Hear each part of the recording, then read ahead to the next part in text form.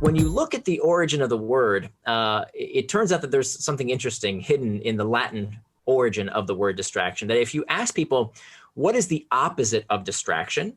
Most people will tell you the opposite of distraction, of course, is focus, right? If you're not distracted, you're focused.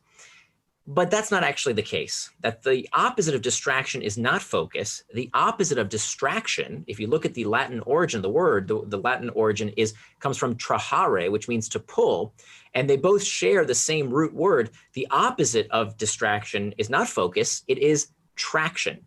So traction and distraction. And you'll notice that both words end in the same 6 letters, A-C-T-I-O-N, that spells action. So traction, by definition, is any action that pulls you towards what you say you're going to do, things that you do with intent, things that move you forward towards your values and help you become the kind of person you want to become. The opposite of traction is distraction, any action that pulls you away from what you plan to do, anything that is not in accordance with your values, anything that moves you away from becoming the kind of person you want to become.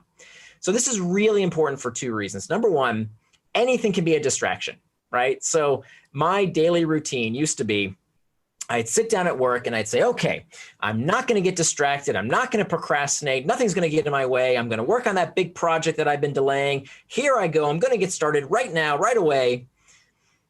But first, let me check some email, right? Let me just tick off those easy tasks on my to-do list. Let me just scroll that Slack channel because that's work, right? That's work related. Let me just do that stuff real quick.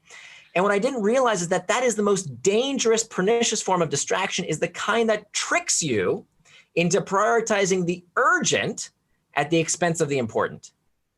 And that, if you sit down at your desk and you start playing start playing a video game or scrolling Facebook, well, obviously you got distracted, right? That's pretty clear. But if you justify, oh, I'm checking email, I'm scrolling Slack channels because that's a work-related task, you are still distracted if that's not what you plan to do with your time. So that's distraction. And I would also argue, just like any task can be, or any action can be distraction, I would argue any action can be traction.